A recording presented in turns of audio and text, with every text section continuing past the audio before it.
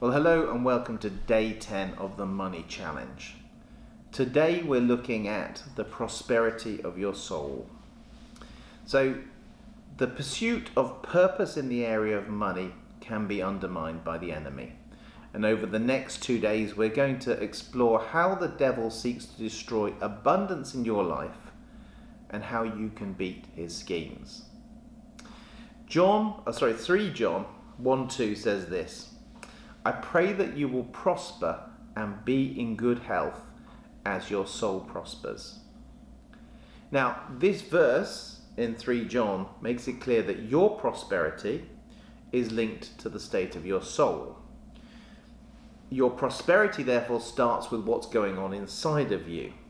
When your soul prospers, you will prosper in your finances and in other areas of your life, and you'll be in good health. Well, what is prosperity? Well, when you hear the word prosperity, how do you think it will happen in your life? Do you think you'll get a large gift from a long-lost relative? Do you think you'll find a diamond on the road? Do you think money will mysteriously appear in your bank account? Well, prosperity needs to be contrasted with provision. Prosperity is a state of living where you always have more than enough. Prosperity comes from a series of wise life decisions in the area of money and in other areas of your life. Provision, on the other hand, is a moment in time where God gives you supernatural provision. And as believers, we need to live in both provision and prosperity. Now, the distinction between provision and prosperity can be shown as follows.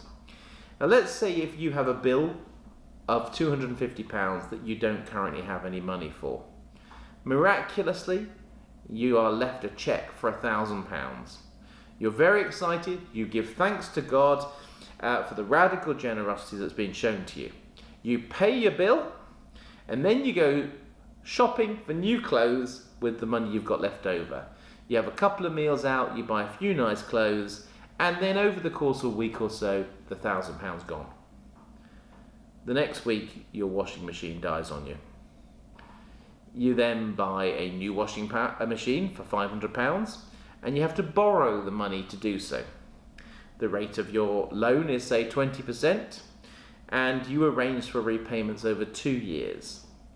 Now, in this scenario, you have received divine provision, yet you're not living in a state of prosperity because you're in a worse position than you were before your provision. But let's take the same example, but let's see how you can live in prosperity. You've got a bill of £250. The Lord provides you with that miraculous cheque for £1,000. You thank the Lord and you pay your bill. You put £500 into savings. You take £250 and you invest it in long-term investment. That's your £1,000. You then have your washing machine that goes wrong. Okay, that washing machine, well, that's fine. You've put savings aside for that washing machine. So you buy the washing machine with the savings. You've invested £250 in a long-term investment. Let's say you got 5% on it. So you're going to get over 2 years interest of £25 on that investment you made. This can then be reinvested, etc., etc.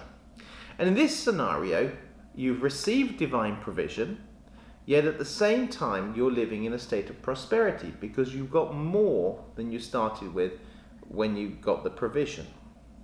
You've got a washing machine that works, you've paid your bill, and you've got a long-term investment which is yielding a return. And this is what prosperity is about. It flows from making long-term wise decisions that are both biblical and designed to cause you to increase.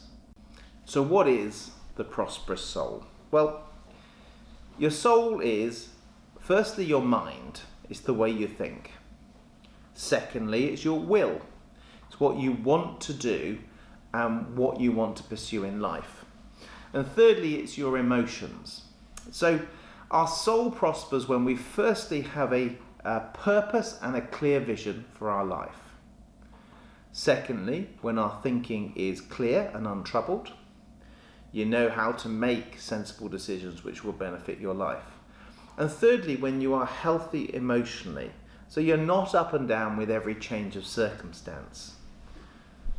So what does a prosperous soul look like then? Well, you know what God has called you to do, and you're doing it, at least in part. You believe, so that it hits your emotions, the truth about yourself in every area of your life. You honestly have and share God's perspective on your life. There's no shame as you realize that Jesus died on the cross to take your shame and punishment away. And that painful losses of the past are now filled with hope and are consumed with the promises of God. What does a non-prosperous soul look like? Well, firstly, it's you have an inability to make logical and sensible choices that will benefit you because of confused and muddled thinking. You make emotional choices because of how you feel on any given day. You believe the lies about your identity and purpose. And you don't have a clear purpose for your life, so you make decisions that are designed to make you feel happy now without any reference to your future. Now let's apply these principles to the area of health, because it's almost simpler to do that. We're told, and most people know, that some exercise is good for your health. A healthy diet consisting of 5 portions of fruit and vegetables is good for you. An excess of sugar, fat, etc., salt is bad for you. So there's an obvious question, is that why don't we do all of these things? Well, different people have different reasons, but there are commonly 3 main reasons.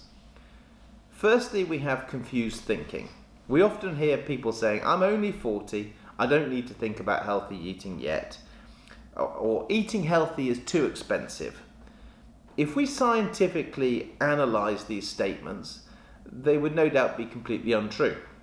However, our thinking can be confused and lacks clarity. Secondly, our emotions define what we eat. We refer to this as comfort eating. If you've had a terrible day, you'll look for a chocolate bar or maybe some alcohol in order to make you feel better. Certainly, the last thing you want to do is go out and exercise. Thirdly, if we don't know what purpose God has for our life, we tend to make decisions which feel right now without any reference to our future purpose and the plans of God for our life. If you knew that God's plan for you was to reach millions of souls at the age of 85, wouldn't you think twice about abusing your body now? As you can see, a non-prosperous soul causes you to make poor decisions on a daily basis, which negatively affects your health. And this applies to this area of finances as well. So the principles I'm going to share with you in the following days have the power to set you free from debt and allow you to pursue your financial purpose in God. Yet when I share these principles with different people, there are some people that get it and run with it, put it into practice, and it works. And some people, I tell them, and they sort of get it, but they don't do it. I can clearly remember counselling 2 people, both of whom had significant debt issues. In both cases, I was able to put together a plan for the repayment of their debt whilst maintaining their current lifestyle. One of them, person A we'll call them, ran with it and eliminated most of their debt within a very short period of time. The other, person B, understood and were given the same concepts, but they never really started on it, and they continued living the way they'd always lived. I couldn't quite understand it. If you have the ability to continue in what you want to do, eliminate your debt, wouldn't you do it? And so I began to consider this question in a bit more depth. See, person A had a clear plan for their life. Whilst not a Christian, they had a clear vision for buying a house, preparing for a new child, and wanted freedom in their finances. They immediately saw the benefits of adopting my proposed plan. In short, their soul was relatively healthy. It had a purpose and a clear decision-making process. Person B saw the benefit of the plan and was initially keen to pursue it. Yet at the same time, person B had no clear vision or purpose for their life. Further, they would always be asking the question, what am I giving up by repaying this debt? The temptation to buy on credit cards was too great after a long day, and they were unable to keep to the principles I'd put in place. In short, their soul was not prospering because they had no purpose and they had cluttered thinking and they were making decisions based on their emotions. So, if you hang around churches for a while, you're likely to hear something about a spirit of poverty. Now, the Bible does not specifically identify a demon of poverty, and to a certain extent, if it did, it would be easy. You'd cast it out and be done with it. But I will say this, there is a carefully orchestrated demonic attack on people's souls which affects the way they think about themselves and keeps them impoverished. For ease of reference, I will call it a poverty spirit as well. The poverty spirit says there's never enough because I don't deserve it. It is an attack on your identity and purpose designed to prevent you from prospering in every area of your life. Now, the sign of a poverty spirit are these. Firstly, it creates anxiety and fear in the area of your finances. You worry about big expenses such as your car breaking down. It hoards token things, mistaking clutter for wealth. It believes that things just happen to you, and as such, you avoid dreaming and making big plans. You want instant gratification, you make impulse purchases, but resist a plan to buy or invest in quality items. You feel chased by your troubles, you feel trapped by your finances, you feel overlooked and ignored as if your opinion is irrelevant. It chokes generosity. You want to give, but you don't feel you're able to give. And it tries to keep you in the same condition, and it tries to make sure that others stay there as well. So I just want you to think for a second, do you associate with any of these signs of poverty or this poverty spirit? And if so, which ones? And I just want to pray today. A very simple prayer. Father, I pray for a soul that prospers. Amen.